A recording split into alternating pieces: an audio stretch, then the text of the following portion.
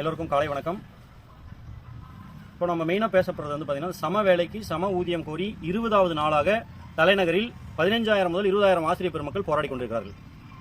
இந்த போராட்டத்தை ஒருங்கிணைக்கக்கூடிய தலைமை பொறுப்பாளர்களை சிறைப்படுத்துவது, வீட்டு சிறையில் வைப்பது என்பது இந்த போராட்டத்தை அடக்குமுறை செய்வதற்கு சமம். ஒரு இந்திய குடிமகனுக்கும் அவனுடைய உரிமைகள் மறுக்கப்படும் போது போராடுவது என்பது அவனுடைய உரிமை. இந்த ஜனநாயக உரிமையை அடக்குவது என்பது இது ஒரு திறனற்ற செயலை தான் குறிக்கிறது. ஒரு ஆசிரியர் கிட்டத்தட்ட 15 ஆண்டுகளாக சம வேலைக்கு சம ஊதியம் கோரி அமைதியான முறையில் அகிம்சை வழியில் போராடி கொண்டிருக்கிறார்கள். தங்கள் கடந்த ஆட்சியில் அவர்கள் போராட்டம் நடத்திய போது போராட்ட காலத்திற்கு சென்று டிபிஐ வளாகத்திற்கு சென்று போராட்ட காலத்திற்கு சென்று உங்களுடைய போராட்டம் நியாயமானது, நாங்கள் ஆட்சிக்கு வந்தால், அதாவது ஆசிரியர் பெருமக்கள் நீங்கள் எங்களுக்கு இதனுடைய வெளிப்படையான வார்த்தை, நீங்கள் எனக்கு வாக்களித்தால் என்று மட்டும்தான் குறிப்பிடப்படவில்லை. தாங்கள் ஆட்சிக்கு வந்தால் இதனுடைய நேர் விளக்கம், எங்களுக்கு ஆசிரியர் சமூகம் எங்களுக்கு வாக்களித்து நாங்கள் ஆட்சிக்கு வந்தால் வந்தவுடன் கோரிக்கை 311 குறிப்பிடப்பட்டு பின்னாளில் குறிப்பிடப்பட்டு சம வேலைக்கு சம ஊதியம் வழங்கப்படும் என்று வாக்குறுதி அளித்தீர்கள். இப்பொழுது அமைச்சர் குறிப்பிடுகிறார், இவர்களுக்கு வழங்கினால் மற்ற அரசு ஊழியர்களும் போராடுவார்கள். இதில் நிறைய சிக்கல் இருக்கிறது. நிதித்துறையிடம் ஒப்பீனியன் பெற வேண்டும். அப்ப தாங்கள் தேர்தல் அறிக்கை குறிப்பிடும்போது நீங்கள் எதையும் கருத்தில் கொள்ளவில்லையா? அப்பொழுது உங்களுக்கு நிதி சூழல் தெரியவில்லையா? அப்படி என்றால் சம வேலைக்கு சம ஊதியம் கோரும் என்பது அவருடைய உரிமை.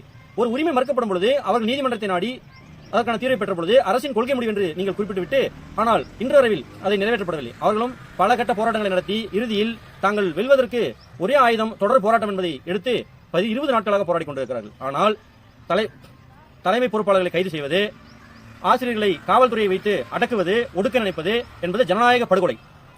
இதையெல்லாம் தவிர்த்துவிட்டு நீங்கள் ஆசிரியர்களுக்கான தீர்வை கொடுக்க வேண்டும். ஒரு போராட்டம் என்பது ஒரு தலைவனை பொறுத்துதான் இருக்கும். இது ஆசிரியர் கூட்டம் என்பது ஒரு அறிவில்லாத சமூகம் அல்ல, ஒரு செம்மறியாடு கூட்டம் அல்ல.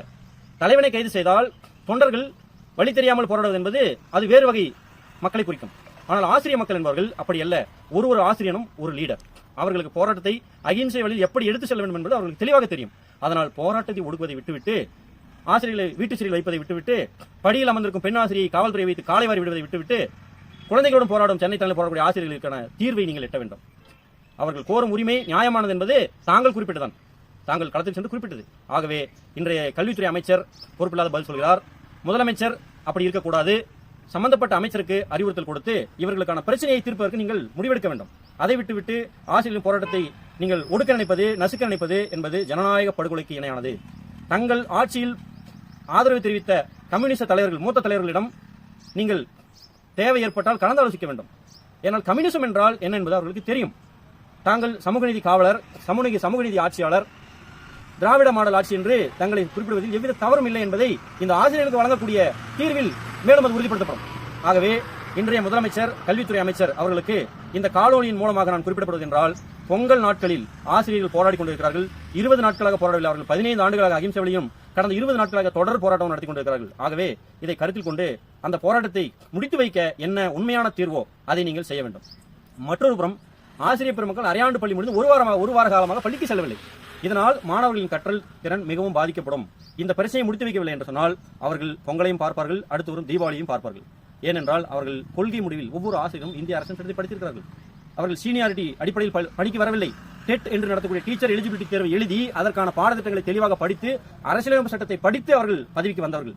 அவர்களுக்கு தெளிவாக தெரியும் அடிப்படை உரிமை என்றால் என்ன, அடிப்படை கடமை என்றால் என்ன, சம வேலைக்கு சம ஊதியம் பெறுவது நம்முடைய உரிமையா இல்லையா என்பது ஆசிரியர்களுக்கு தெளிவாக தெரியும். அதனால்தான் அவர்கள் கற்றுக் கொடுப்பதனால் கற்றுக் கொடுப்பவர் ஒரு ஆசிரியர் 1000 வாக்குகளை மாற்றும் வல்லமை பெற்ற காரணத்தினால்தான் முன்னாள் ஆட்சி அமைத்த மாண்புமிகு முதலமைச்சர் மறைந்த திரு கருணாநிதி அவர்கள் ஆசிரியர் சமூகத்தை எப்போதும் தன்னுடைய சாதகமாக வைத்துக் கொண்டார். அவர்கள் உரிமையை தான் கேட்கிறார்கள். அவர்கள் சம்பள உயர்வை கேட்கவில்லை. தங்களை போன்று பணியாற்றுபவர்களுக்கும் தங்களுக்கும் 15,000 இருந்து 20,000 ரூபாய் ஊதிய முரண்பாடு உள்ளது. ஒவ்வொரு மாதமும் 15,000 முதல் 20,000 ஊதிய முரண்பாடு ஏற்பட்டால் 10 ஆண்டுகளில் ஒரு ஆசிரியருக்கு 40 to 50 லட்சம் வரையிலான ஊதிய வேறுபாடு ஏற்படுகிறது. ஆகவே இதை களைந்து இதற்கு ஒரு சுமூகமான தீர்வை எட்ட வேண்டும். அப்படி இல்லை என்று சொன்னால் ஒரு ஆசிரியரும் தங்களால் 1000 ஓட்டுகளை டிரான்ஸ்பார்மேஷன் செய்யும் வல்லமை அவர்கள் பெற்றவர்கள். எந்த ஆயுதத்தை எடுத்து நீங்கள் ஒடுக்க நினைக்கிறீர்களோ அதே ஆயுதத்தை எடுத்து தங்களுடைய திராவிட மாடல் ஆட்சியை அவர்கள் நிச்சயம் வீழ்த்துவார்கள் என்பதை இந்த காணொலி மூலமாக நான் ஒரு பணிவான எச்சரிக்கை விடுக்கிறேன்.